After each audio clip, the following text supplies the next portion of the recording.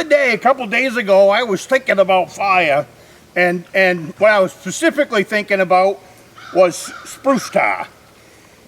Because spruce tar, you know, a spruce tar, pine tar, fat wood, it's all over the state of Maine, so it's easy to come by all of that.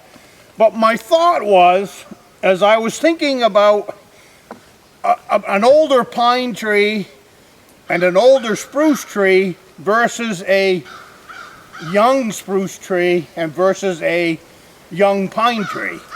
Now, 4-foot spruce trees, when you're in Northern Maine, are absolutely everywhere. You are literally tripping over them all day long.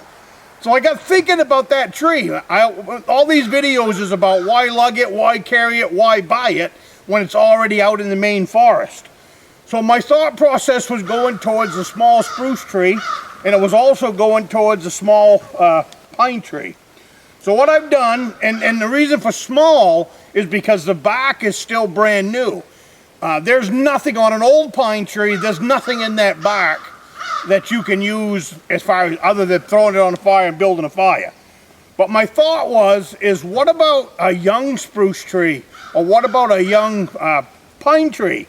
Now I just had a limb that came down off one of these pines, and I had to throw it out on my snowmobile trail, and it's got the flexible skin on it and the whole 9 yards. Well, it's sticky from pine sap. So I got thinking, why wouldn't a spruce tree be that way? So we're going to test this together, but I want to know if you peeled a small pine tree or fir tree, would it burn? Would that sap catch fire? Or would it act about like now that's not doing anything at all. So maybe we gotta do this to it.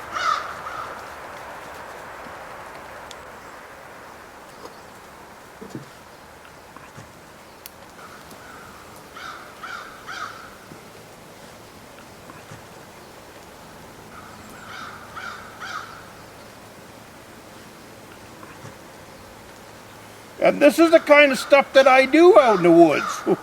We go try stuff out.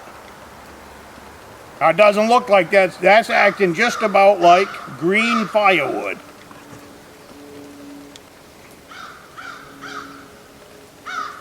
So this is one thought that I've been thinking about for a couple of days. And according to that piece of wood right there, it ain't never gonna catch fire. So how's that for a fire lesson?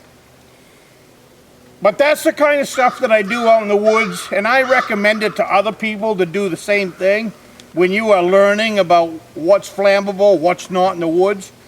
Some things are beyond belief, how useful they are to build a fire, and other things like this turn out to be a flop. But now that we know that, if I was in a situation out in the woods, then I wouldn't even deal with that. So you guys have a great week, and I will see you next week.